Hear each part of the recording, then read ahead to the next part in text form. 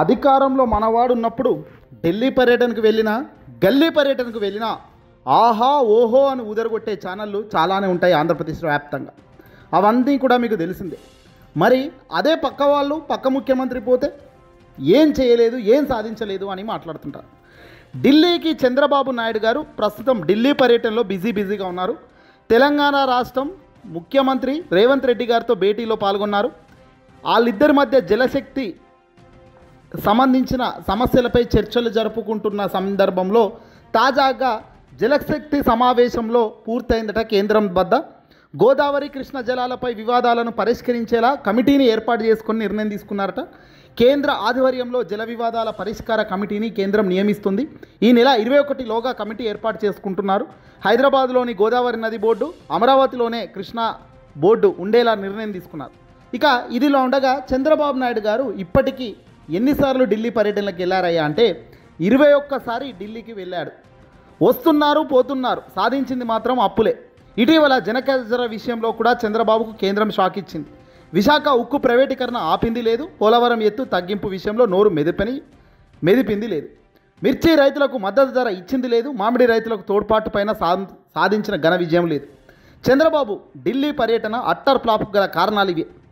ముఖ్యమంత్రి చంద్రబాబు ఢిల్లీ పర్యటనలు ఎప్పుడు పోయినా 2014, 2019లో మాదిరిగానే కూడా ఇప్పుడు కూడా ఆయన తరచూ ఢిల్లీకి పోయి రావడం, ఫోటోలు వీడియోలతో ఎల్లో మీడియా అదరగొట్టడం, హడావిడి చేయడం మినహా సాధించింది ఏమీ లేదు అనడానికి అనేక ఉదాహరణలు కనబడుతున్నాయి.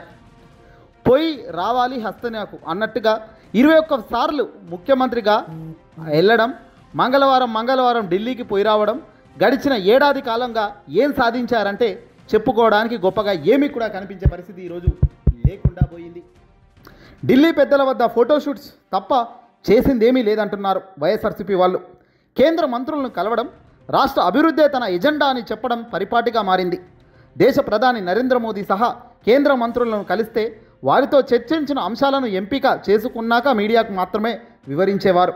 తాజాగా చంద్రబాబు గారు మళ్ళీ నిన్నే మంగళవారం రోజున ఢిల్లీ పర్యటనకు వెళ్ళారు. ఈసారి కేంద్ర హోంమంత్రి అమిత్ షా గారును, ఆర్థిక మంత్రి నిర్మలా సీతారామన్, కేంద్ర జలశక్తి మంత్రి సిఆర్ పాటిల్ తదితరులను కలవబోతున్నారు. ఇక్కడ జలశక్తికి సంబంధించిన మీటింగ్ ఈరోజు ముగిసింది.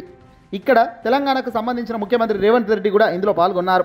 ఇది కేవలం ఇన్ఫార్మల్ మీటింగ్ మాత్రమేనని, 4 అంశాలపై పరిష్కారం మాకు దొరికిందని, కేసీఆర్ ఇప్పటిదాకా చేయలేదు, జగన్ చేయలేదు, మేము విజయం సాధించామంటూ తెలంగాణ ముఖ్యమంత్రి ఊదరగొడుతున్నారు డైలాగులు.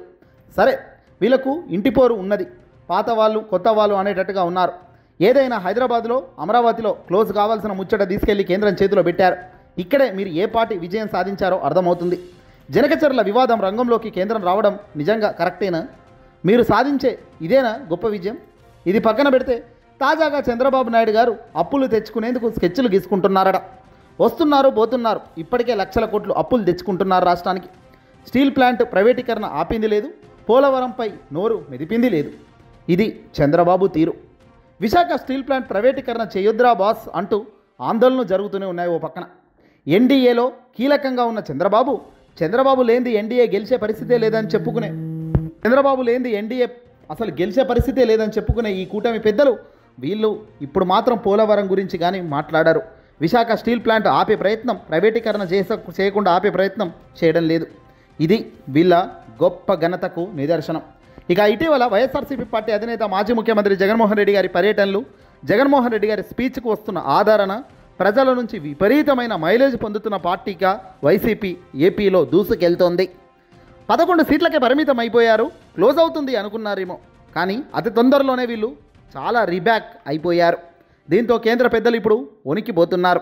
చంద్రబాబు మళ్ళీ గెలిచే పరిస్థితి లేదన్నది నరేంద్ర మోదీ గారికి, కేంద్ర హోంశాఖ మంత్రి అమిత్ షాకు స్పష్టంగా అర్థమైపోయింది.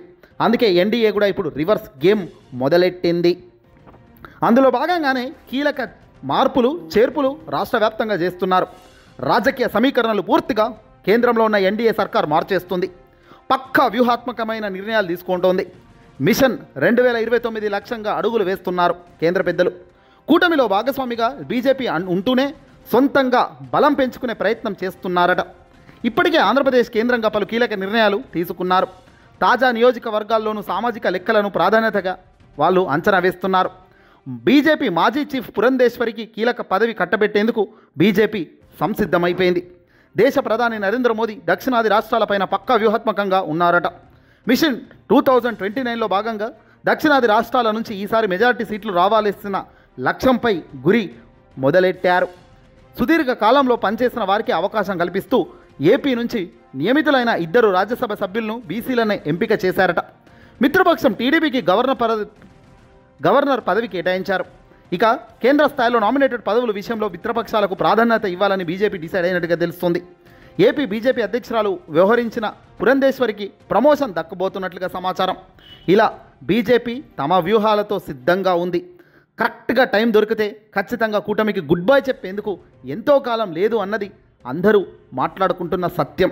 ఎందుకయ్యా అంటే సొంతంగా ఎదగాలనుకుంటున్న వాళ్ళు పొత్తులో ఎక్కువ కాలం ఉండలేరు. గెలుపోటములు సర్వసాధారణం. ఆ రోజు గెలుపు కోసం జతగట్టాం.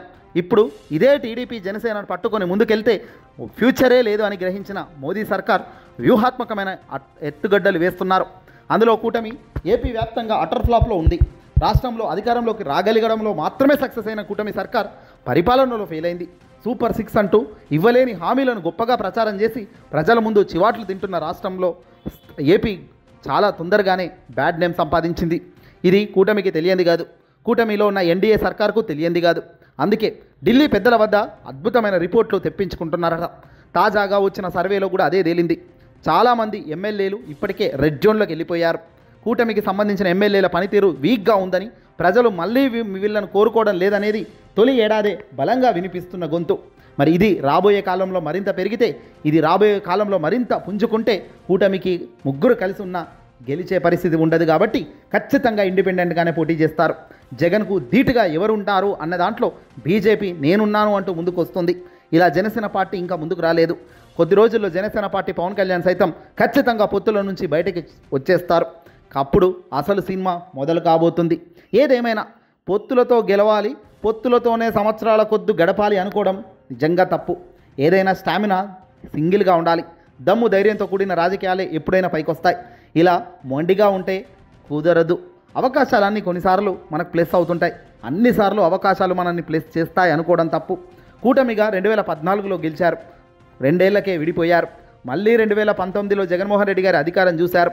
ఆ తర్వాత జగన్ను మళ్ళీ ముఖ్యమంత్రి కాకూడదు, ఆయనను చూడొద్దు అన్న కక్షపూరితమైన రాజకీయాల్లో భాగంగానే కూటమిగా ఏర్పడ్డారు తప్ప మరొకటి కాదు. ఇప్పుడు చూడబోతే టైం మారింది. గేమ్ పూర్తిగా వైఎస్ఆర్సీపీ వైపు ఉంది. జగన్కు ఓ వైపున క్రేజ్ పెరుగుతుంది. మళ్ళీ ఈ జగనే రావాలి, సింగిల్గా జగన్ చాలా గట్టి పోరాట యోధుడు అనే పేరు బలంగా నమోదవుతున్న తరుణంలో కూటమికి పగుళ్ళు ప్రారంభమయ్యాయి. ఢిల్లీ పెద్దల నుంచి కూడా అక్షంతలు గట్టిగా పడుతున్నాయి.